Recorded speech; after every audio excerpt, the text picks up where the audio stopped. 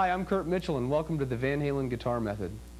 Before we get started talking about Eddie and all of his equipment and all the stuff we're going to cover, I want to tune up and get that out of the way. I'm tuned a half a step down. Most of the stuff that he's done throughout the career of Van Halen is half a step down, okay? So if you want to tune to your tuner, tune your whole guitar half a step down, that's going to probably be easier than what we're about to do. What I'm going to do is give you an A or a fifth string, open fifth string, and want you to tune your guitar to my A. I'll give you enough of it so that you can come back and keep checking it after you tune the rest of your guitar. Tune to my A, tune the rest of your guitar, come check it again, and we'll be in tune throughout the lesson, okay? Let's get started. I'll give you an A. Here we go.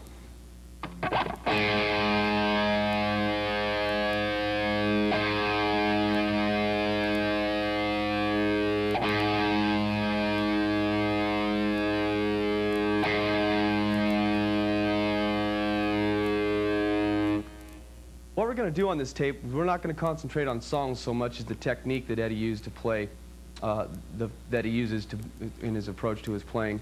We're going to talk about the gear, starting with the very first record and on through For Unlawful Carnal Knowledge. We'll talk about the stomp boxes and his rack effects and all this other stuff.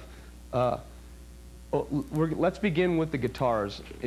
Back in 77, 78, which is, I mean, quite a while ago, 12, 13 years ago, what he was doing was he was playing a Les Paul for a fat sound, but he didn't like the way it felt, right? So he started playing a Strat, but nobody liked the thin sound of the Strat. So he took the humbucking pickup out of the Les Paul, put it in a Stratocaster, and it's become the day's standard rock guitar. And basically this is what you have. He had a Strat-style guitar with one pickup in it, one volume knob, and that's it. He had a tremolo that wasn't a Floyd Rose clamp. It was an ordinary Strat bar, and he used to, I believe he used to oil the nut so that the strings would slip back and forth and the guitar wouldn't go out of tune, enabling him to use that bar, because once you play a Strat, if you've ever played a clamped guitar and then played a non-clamped guitar, you can understand what I'm saying. As soon as you touch the bar on a Strat without a clamp, it goes out of tune. The fact that the Floyd Rose clamp came out just afforded him more flexibility, because you can't knock one out of tune once you've got the strings stretched out. Let's talk about the pedals he used to use. He was using, on the first record now, and through like the first 2 or 3 records, he's using a pedal board that had a bunch of stomp boxes plugged up to it. He had a phase shifter, an MXR phase shifter, an MXR flanger. I've heard that he had a pedal EQ. He had 2 tape delays, 2 what they call echoplexes, and he had one Univox tape delay. So he had 3 delays, and he had little buttons that would turn them on and off in his signal. And that's about it. You know, they were duct taped to a piece of wood. And people laugh. I mean, I remember the first article I read of them, people are laughing at him, you know, because he's got this duct tape pedal board on the floor. It would look like junk. And then of course, he plugged in and it was over. But this is what I got dialed up right now is much like the first album sound. We'll run through some of the effects a bit. Oh, let's talk about the amp first. The amp that he was using back then, and it's gone through, he's used a Marshall head through most of his career. Until the last album, I believe, he's used a Marshall head. Now he's using either Soldanos or 5150s or a combination of the two. I'm not quite sure anymore what he's using, but I believe from the last article I read, he was using 5150s, his own amp, which is sort of a Soldano, with a resonance knob on it, what they call resonance. And anyways, but until then, he was playing an old Marshall head. I've got one that's very similar to it. I got a 69 Plexi sitting here. When they say Plexi, they're talking about the plastic on it, right? Let's take a look at it and I'll show it to you. This is the same type of Marshall head that Eddie was using back then, and I'm sure he still has. It's a 69 Super Lead, and Plexi. Plexi just simply means that there's a piece of plastic here. This gold stuff is plastic instead of anodized aluminum like the one on the top. They're collector's items now, and they have a unique sound to them. All the older amps have a unique sound to them in that they hand-wired the transformers, and all of them were different, and so every amp has its own characteristics. He had a guy named Jose modify his amps so that they were cascaded, so he could get some more gain out of them, and then he used a voltage regulator or a variac to run the voltage from 110, 120 is what you get out of the wall, up to like 140 or 50 volts for that first album, and had it modified so that the tubes would melt because the fuse wouldn't blow. So I mean, he was actually taking some chances with his amp. But anyways, let's get on with it and check out some sounds now, okay? Oh, by the way, I want to show you where we're miking the cabinet. This cabinet is simply for us to have Marshalls in the set. We have a cabinet in an ISO booth, and it is ripping loud. And so we have it sealed up, and I don't want to go in there and mess with that. But I want to use this cabinet to show you where I'm putting the mic. There's only one microphone on this sound. A lot of people mess with mics, and they throw them around the room, blah, blah, blah, this and that. One microphone on old Celestion speakers.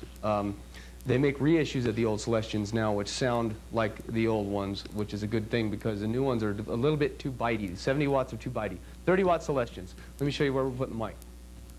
Here's a speaker. We've circled it here for you. What we're doing is we're taking a Shure 57, SM57, Beta 57, which is with the standard for miking guitar amps, and we're moving it off center, not dead center, but off to the right a little bit. And sometimes people angle them so that they're at an angle, and I usually just put it straight on and put it right up against the grill cloth so I can get as close to sound as I can. So basically, this is the sound we got. Now, I have some reverb. I have a reverb that has a delay on one side and a reverb on the other. On the first record, there was a lot of reverb effects on the guitar, and it's what made it sound so huge and live. So in subsequent albums, he's backed away from that, and his sound's a little bit closer and a lot more studio sounding. It had a lot more. The first album had a lot more treble on it too. And so there's our basic sound. Now, what he used to do when he was playing solos, he would go to his phase shifter for like a treble boost. Well, what I actually started doing though is sweeping, and it would take the tone and modulate it very slowly. Take the little phase shifter and turn the knob all the way down so the speed goes as slow as it'll go. And it used to sound something like this.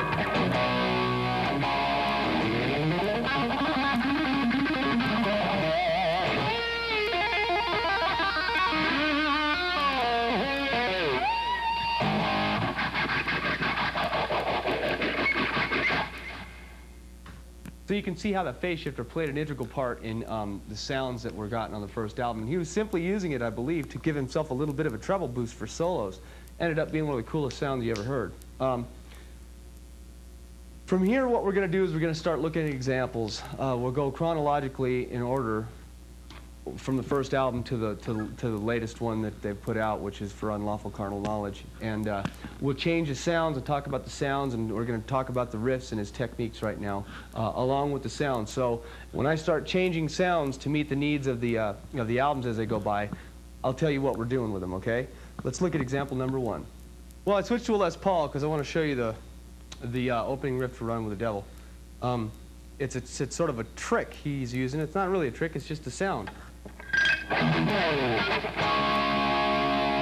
all he's doing is, when I was expounding about the Stratocaster, he also played, I've read it both ways. It was either an Ibanez Destroyer or it was a Les Paul, and I've seen him in concert with a Les Paul before.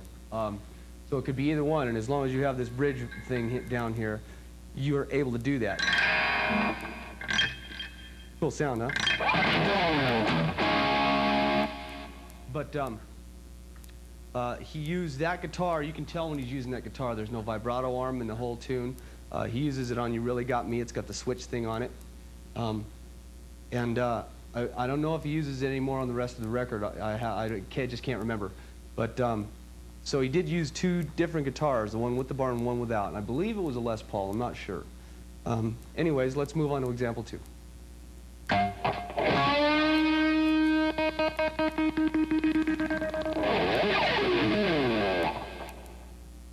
What we're doing there is we got on a Les Paul, there's a volume knob for each pickup. This one controls the neck pickup, and this one controls the bridge pickup.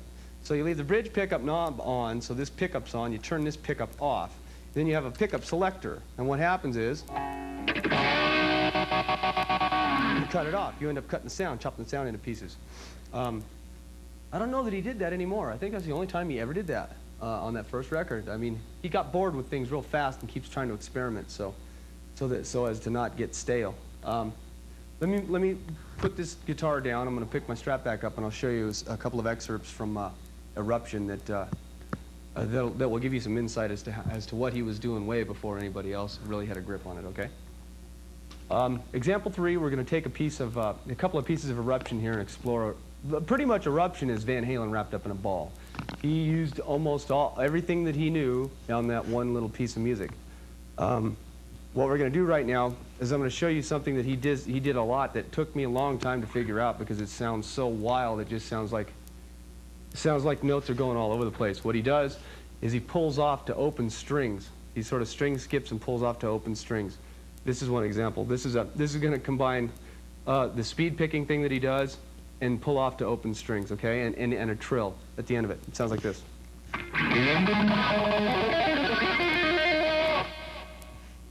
Slower.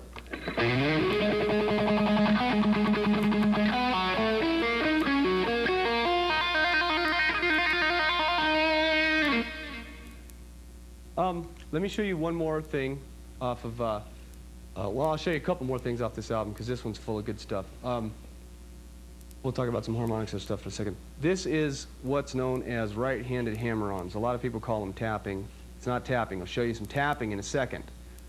Pretty much, Billy Gibbons had done this before, Eddie, with just this riff.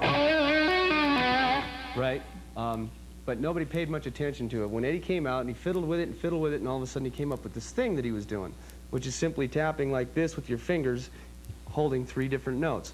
This is the very end of eruption. I'm going to show you how, with the pedal, to do the bar dive at the end. Okay, it's not a bar dive. It's a delay comes on after you hit the notes. Then you turn your guitar volume off, and the delay takes over the note. You grab the speed knob, how fast the delay goes, and you turn it down. Now, also involved in this is the fact that you have to have your phase shifter after your delay pedal. Okay, let's check out example number 4.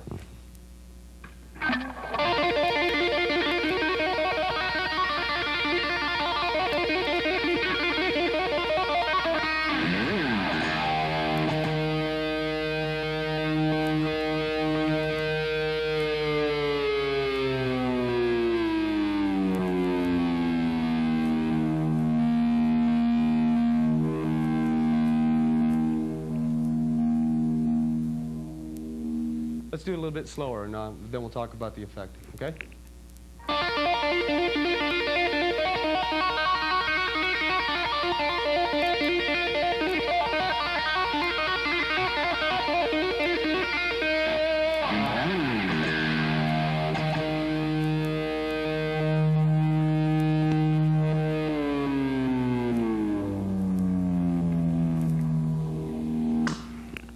So the thing is with that delay, what makes it so cool, I mean, I swear I thought that was a bar for years and years and years. I thought he was doing that with a bar. My guitar wouldn't go down far enough, and I made all these adjustments to try to get my bar to do this stuff. And then when I really, really paid attention, found out it was a delay. Anyways, let's go on to some other examples. We'll go into some harmonics of like On Fire and stuff, and I'll show you some of the other tricks he's doing on this album. Then we're going to move on to the next album, change sounds correspondingly, and check out the cool things on it, and we're going to proceed in that method, okay? Let's go to example number 5.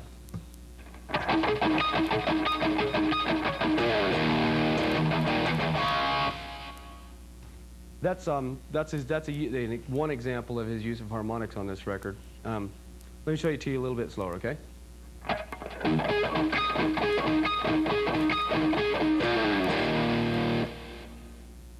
Here's riff 6.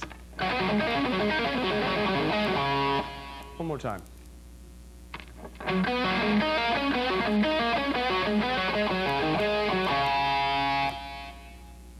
Here's riff 7.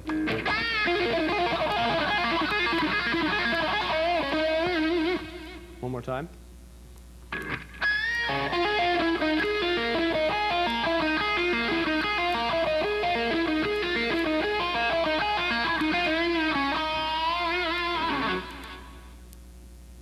Here's number 8. Once again.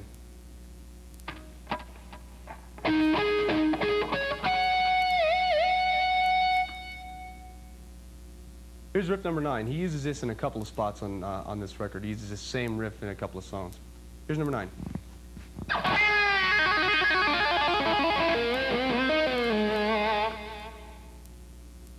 One more time.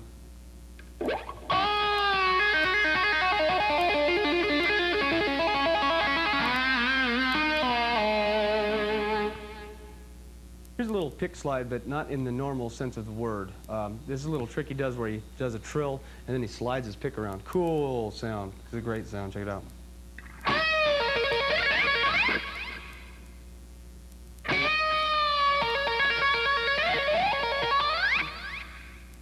Here's one that involves some finger stretching. He's playing in two positions and just using a sort of a riff and running and going straight down the strings, which he did a lot of. He's very clever at figuring out ways to make cool sounds and do cool things, but doing them simply so that they're fast and they sound cool. This is number 11. This is a good one. Like, check this out.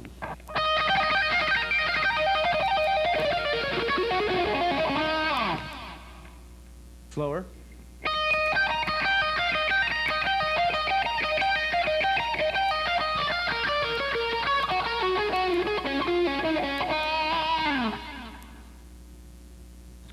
Number 12, I want to show you something that he did with this phase shifter that I always thought was some sort of mean, flanging, weird, bizarre thing. And all it is a little phase shifter and the delay pedal. The delay pedal's hooked up for a very, very fast slapback.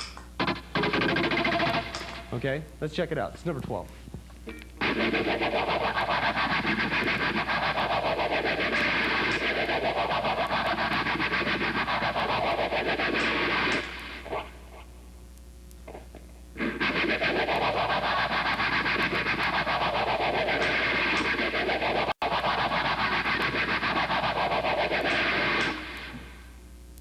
Here's the last one from this record. We're going to move on and change our sound, start talking about some of the other things that he's done. This is number 13. Slower.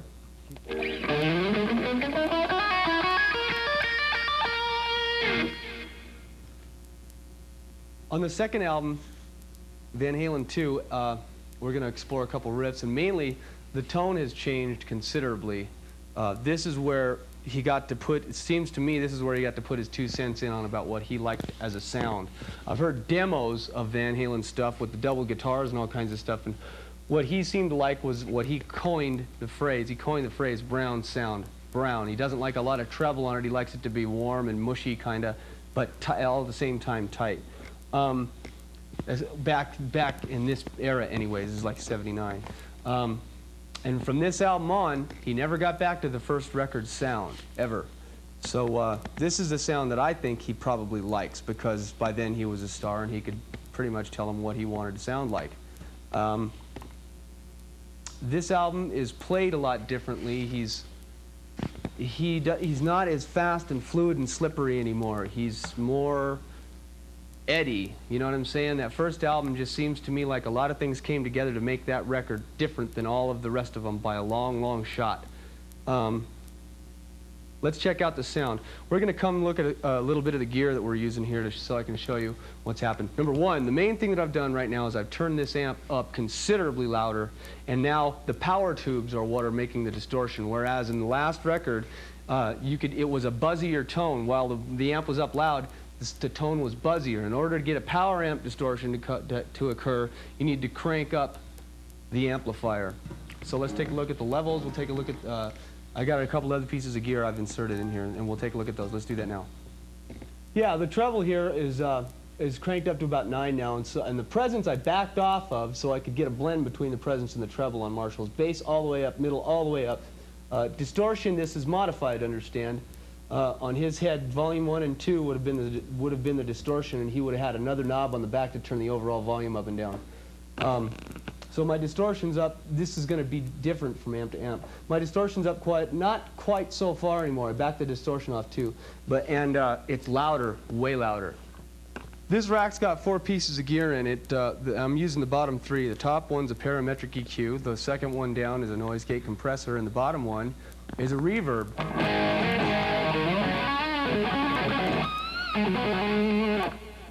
Now, I don't want to go into a seminar on recording. I just want to tell you briefly what's up. I've inserted the parametric EQ between the microphone and the fader so that it's not in line with the microphone, and it gives you a lot more flexibility. And you're able to dial in the little things. See, every time you go into a studio, everything's always different. So every record they make, the mics are different, the rooms are different, the EQs are different. Everything is always different. So these sounds evolved and changed through throughout the years, and this little parametric EQ gives me the flexibility to be able to try to dial these sounds in for you. Let's take a look at one other piece of gear and we'll get on with the riffs on this album, okay? This piece of gear is called an Eventide harmonizer. This is the real cool model with all the updates and all that. What I'm really using it for on this is to give me a high quality chorusing effect, because when he put something on that he liked to call jape, I don't know, there's another term he coined, brown sound, jape. Jape is some effect on your guitar. When he started wanting to hear effects on his guitar, they started using digital delays to chorus them, which means they set the time off and then modulate it a little bit. And this thing does, on top of 1,000 other things, it does that real well. So I'm using that for the chorusing on this sound. And from now on, most of the time, he's got a chorus on his guitar. Okay? Let's get to the riffs. Here's riff number 14.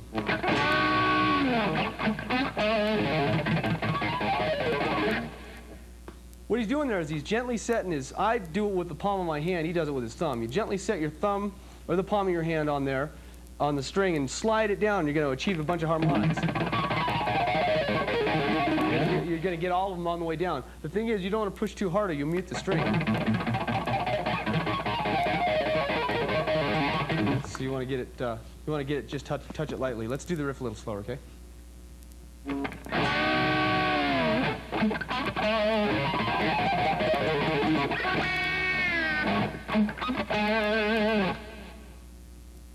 Here's number 15. What's going to be involved here is we're going to use our volume to fade notes in, okay? Riff number 15.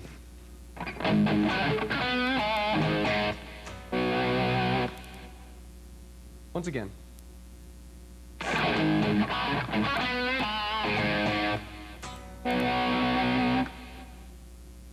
Riff number 16.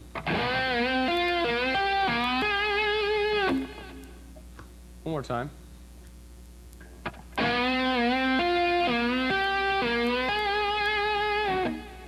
$17.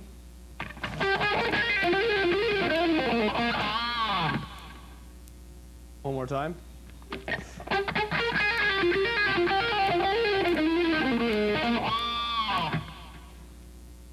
Here's number 18.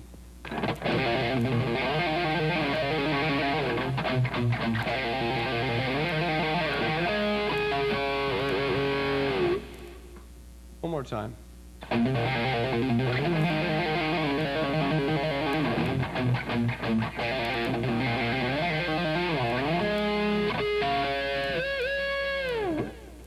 The next thing Eddie brought to us is something that's called tapping. If you tap on the string 12 frets away from wherever you're fretting, you get a sound that sounds like this.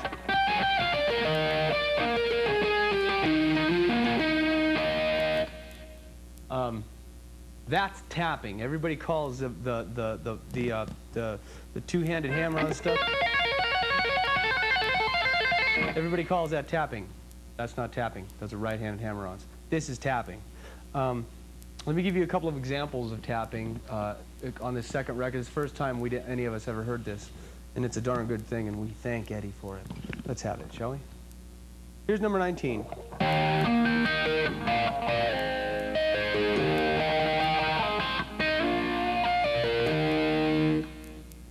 One more time.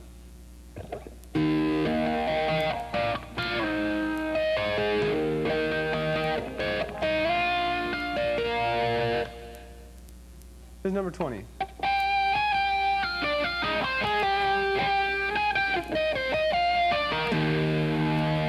One more time.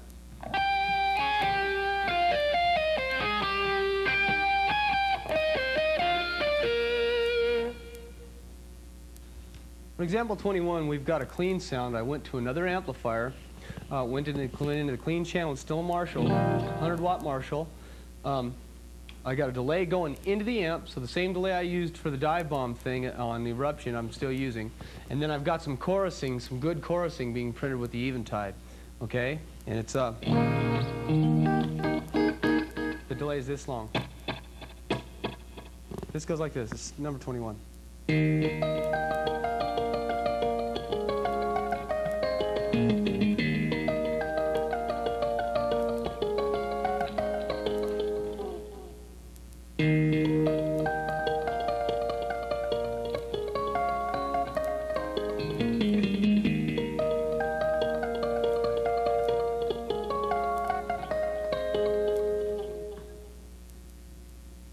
third album, Women and Children First, there's a song on there called Cradle Will Rock. And I always thought to myself, my God, how's he getting that sound out of a guitar, man? It's unbelievable. And you'll notice we got a keyboard over here. I don't want to teach you how to play keyboards. I just want to show you something. Eddie is just a total innovator. The guy's always thinking. He's always trying something new. If it doesn't work, oh well. But he's always patching in stuff. And someone who said he knew him, he always had toggle switches in his pockets and stuff. He started playing keyboards on Women and Children First, and everybody that buried it. David Lee Roth didn't want him to play keyboards, I don't think. I don't think he ever did. Ever wanted him to play keyboards, which is stupid because Eddie plays them well and he writes good songs on them. And I believe they both, the Van Halen, started out playing piano. Let me show you this and you're going to see what I'm saying. I don't have the right thing. He had a Wurlitzer piano playing through his Marshalls on the Cradle Will Rock. Let me show you this.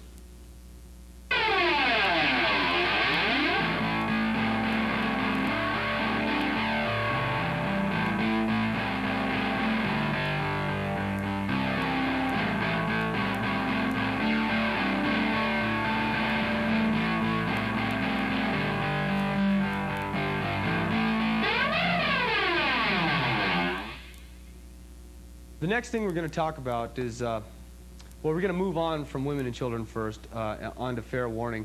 I just wanted to lay that on you and know that way before 1984 Eddie was playing keyboards.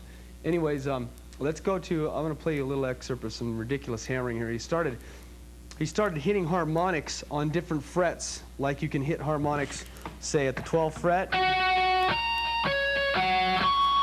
Well, he started tapping them. Because he's a maniac. He starts tapping them, and it starts to sound like this. Check this piece out.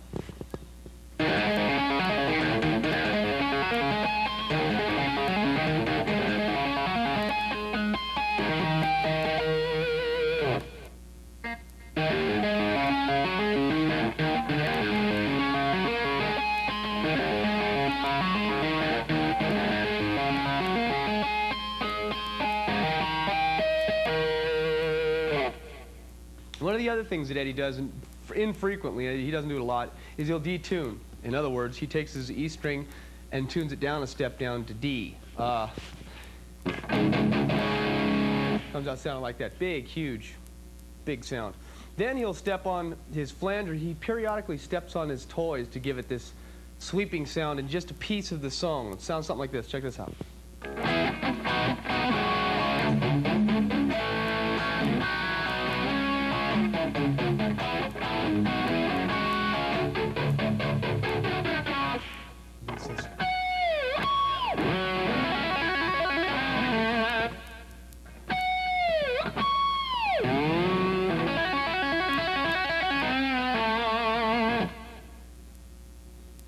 Here's number 26. This is a finger pluck thing.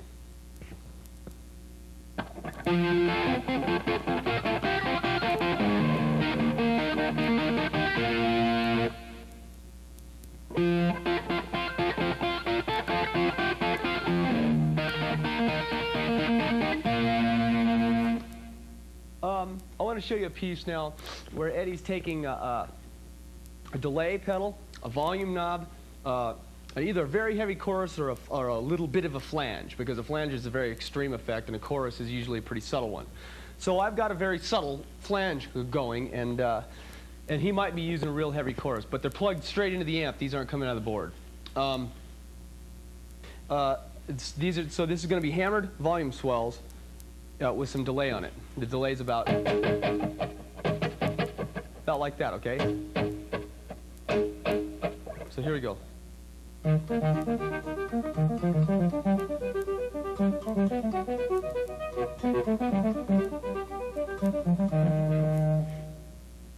Once again.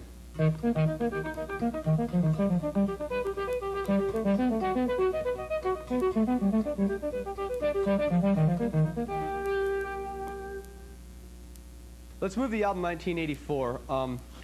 On Diver Down in 1984, Diver Down wasn't a very successful record. They had a lot of copy tunes on it. 1984, on the other hand, they talked about for a whole year that Eddie was going to be playing keyboards on this record, so they hyped the heck out of this album. And unbeknownst to everybody, he'd been playing keyboards for like 3 or 4 years before that, but he always disguised it with a Marshall, Dancing in the Streets has a keyboard part on the left-hand side if you ever want to check it out. It's not a guitar. The one that's making all the weird noises is a keyboard through a Marshall. At least that's what it sounds like. It's not a guitar. Anyways, so this album, the Diver Down album, 1984, the guitar sounds got thinner in that he took some of the low end away and took some, keeps backing the distortion off through some of these albums, and then, but finally by Unlawful Carnal Knowledge, the distortion gets cranked way back up, but they're not Marshalls anymore. So anyways, a lot of chorusing on these sounds now. I want to show you this riff where he sort of fades. He does this pull-off thing, mute thing, and then he fades into these harmonics. This is example 28. Let's check it out.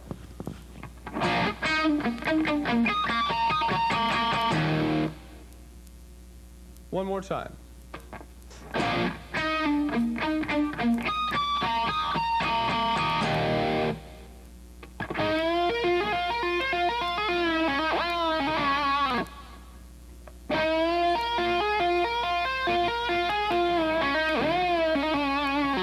Number 30.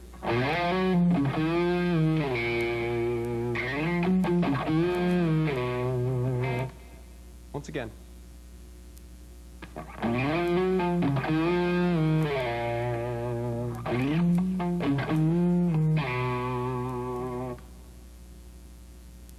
Here's number 31. Slower.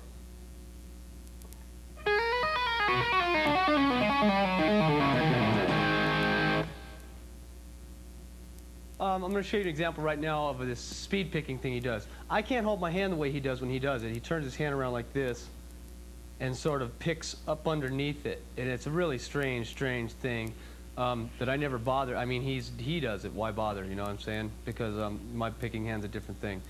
But he picks real fast. Nevertheless, make it comfortable for yourself. And he picks real fast all the time. He does this on every record. He picks real fast and runs these lines up the neck. Check this one out. 32.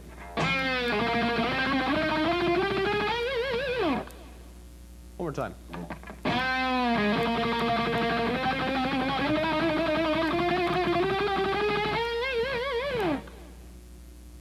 Here's number 33.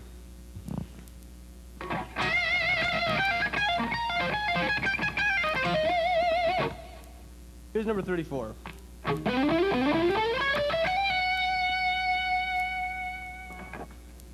Again.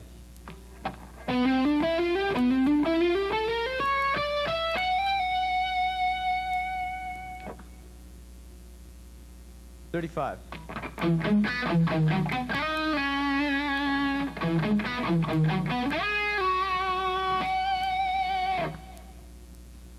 Again.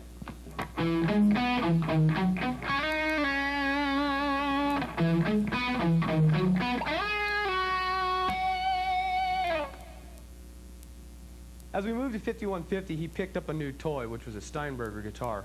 It has this thing called a trans trim on it, and it's cammed in such a way so as when you bend the bar down, you can bend it down and lock it in, and it will play in certain keys because the strings drop at a certain rate. And they were able to scientifically work it out to where you could lock it in place and play in other keys. So he really used this thing a lot.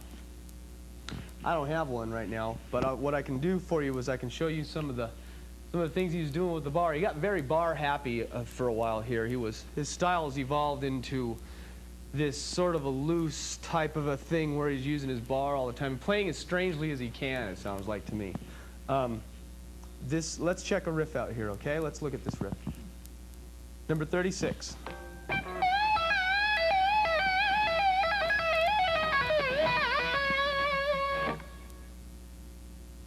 Again.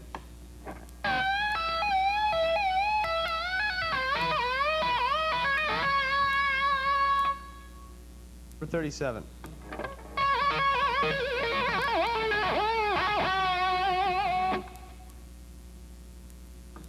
Again.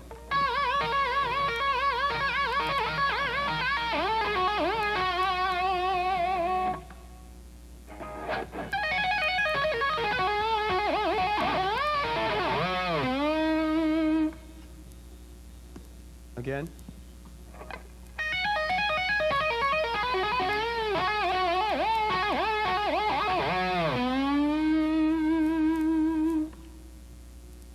Here's number 39.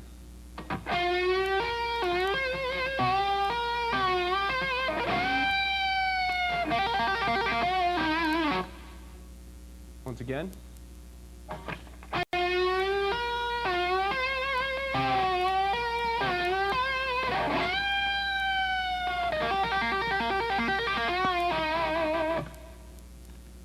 On this album, OU812, we're going to shift albums here.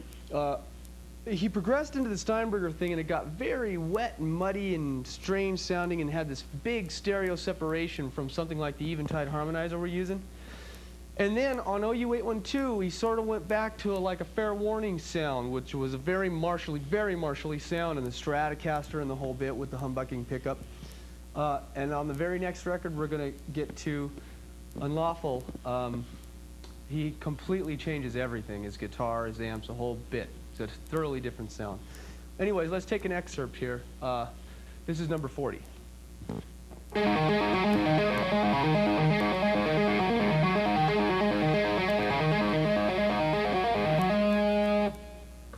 One more time.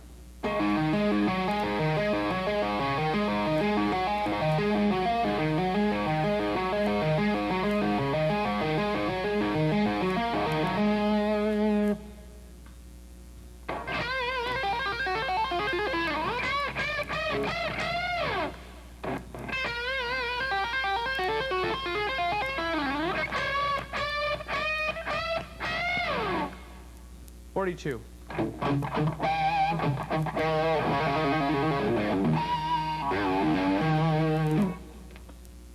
One more time.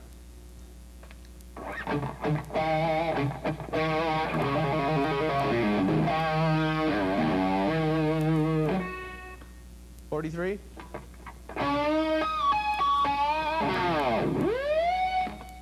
One more time.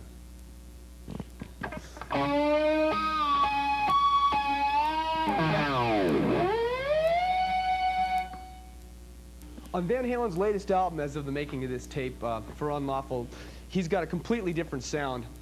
I've heard a bunch of stories, people talk about him. I was down at a convention down in LA for the music industry, and they were Saldana was talking about how he stole their circuit for the 5150 and blah, blah, blah, and on and on. What it sounds to me like is like a Saldano-style amp, okay, with the gain just jacked. He's got a ton of gain going. He switched guitars. He's making the music. He's doing the Music Man guitar thing now. Total different sound. It's very low-end heavy. And it's extremely buzzy and distorted. And he's taken a lot of the mids out. It's non-distinct. It's hard to put your finger on. I mean, it still sounds like Eddie because it's Eddie playing the guitar.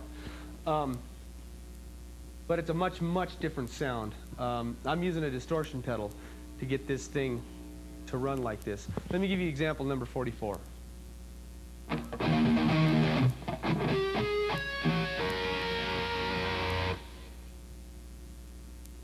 One more time.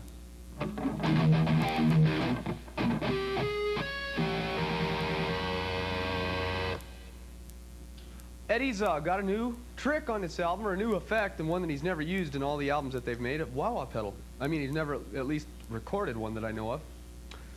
We got a wah-wah pedal here, and let me give you, this is example number 45, all right?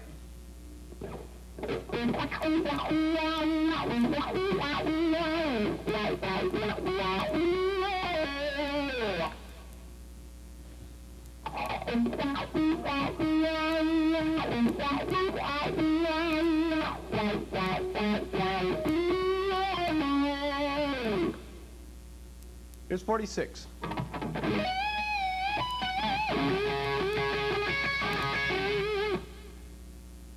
Again.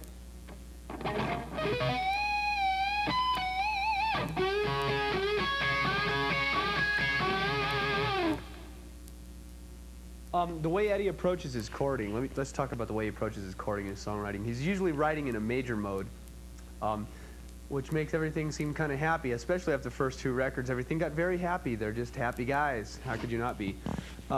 His chords usually center around major, this inversion of, the first inversion of major chords, and these little bar chords, and then he like puts his And then he uses these.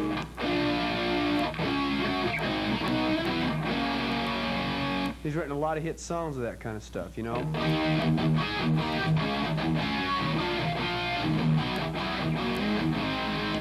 All the time. Eddie's just using those all the time. And he's always inventive with his chords. But most of the time, he's in a major mode, as opposed to minor, which most rock music is in. His soloing is comprised of blues riffs, entirely of blues riffs, except for the hammer-ons, which he was the first to put on record with some logic to it, therefore giving him the title of the guy who invented it.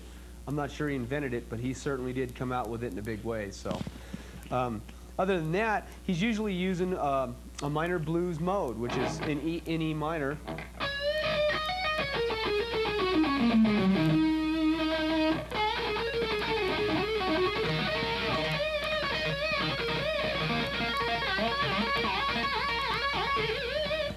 Then he just loses his mind with his bar.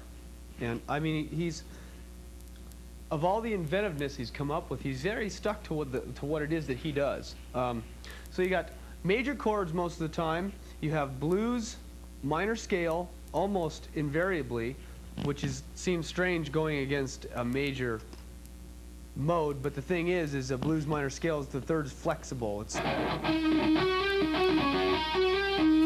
So you have that flexibility between the thirds. Let's go to example number, what number are we on?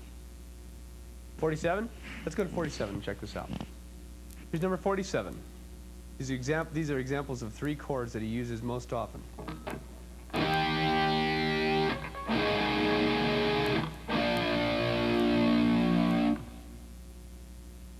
Now you can move these chords, you can do a lot of things with these chords. You can play them straight out.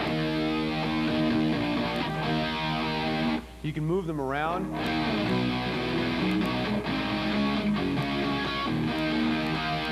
You can pluck them.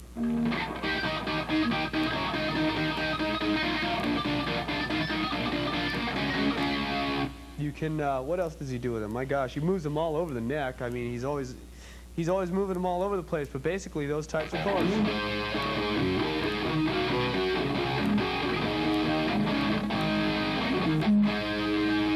He arpeggiates them too.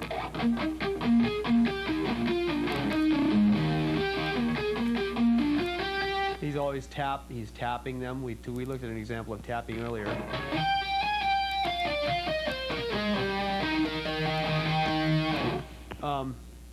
But basically those are the kinds of chords he uses. Let's go to example 48 now, and I'll show you a little bit more in depth what he's doing with the usual position that he uses, the blues minor scale. Okay? I'm going to give you the blues minor scale. I'm going to play it all the way up the neck. Then I'm going to give you a riff in it, and I'm going to shift it around to 3 different positions on the neck so you can see how to move your hand with the same fingering. Here we go. This is in E minor.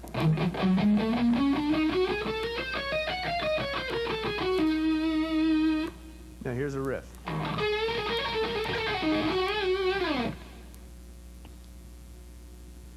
This is the same scale played in B. In other words, you shifted your hand position down approximately, let me see how far, 5 frets, 6 frets. 6 frets in B minor. Here we go.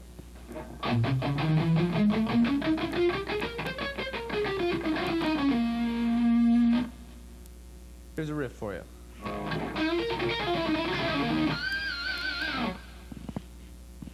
Example 50 is going to illustrate the same scale, same fingering, same picking, same kind of riff in A, which is 2 frets down from the last one that we did. Okay? Let me show you the scale first. Here we go.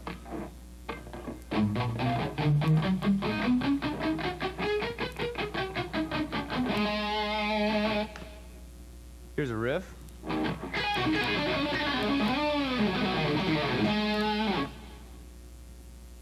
Well, that about wraps it up for this tape. Let me go over a couple of the things that we've. Let me review some of the things we've touched upon here. When he's writing songs, he's usually in a major mode.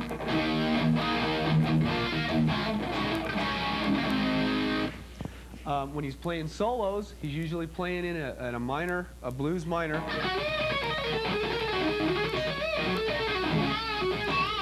He likes to pinch harmonics a lot when he's playing solos. Always using open string, pull off to open strings. Always doing that. Always doing that. Right-handed technique all the time.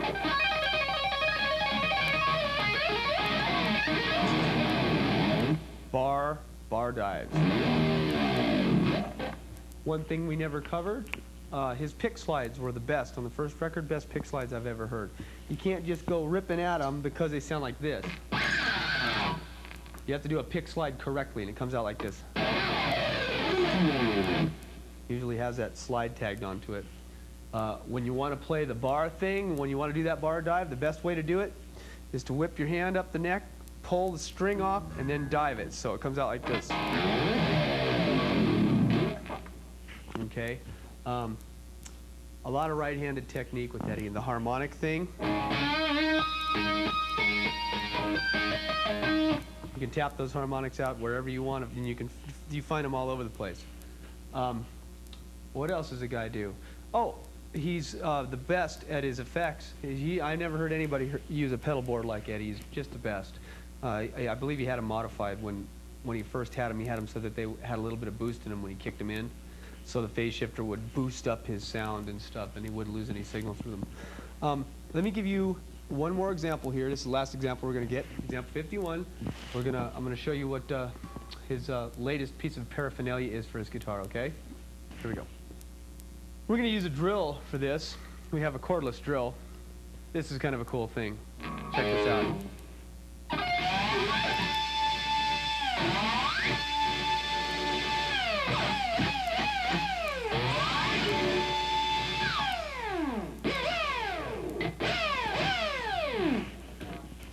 Don't do that with a power drill, man. I put a power drill up there and it's plugged in. It makes some noise. I was scared I was going to get shocked and killed. The wireless ones are kind of cool. And I don't know, guess we can all go out and buy Makita drills to use as a piece of paraphernalia for our guitar and wear them on our belts and look cool. But it's kind of a neat thing. He's always inventing. He's like bored all the time. As soon as something's out, he's looking for something new. The perpetual inventor. I've enjoyed making this tape, and I've enjoyed the time we spent doing it, and I hope you got something out of it. Let me just try to play like Eddie for a bit and see what I'm talking about. Okay? See you later.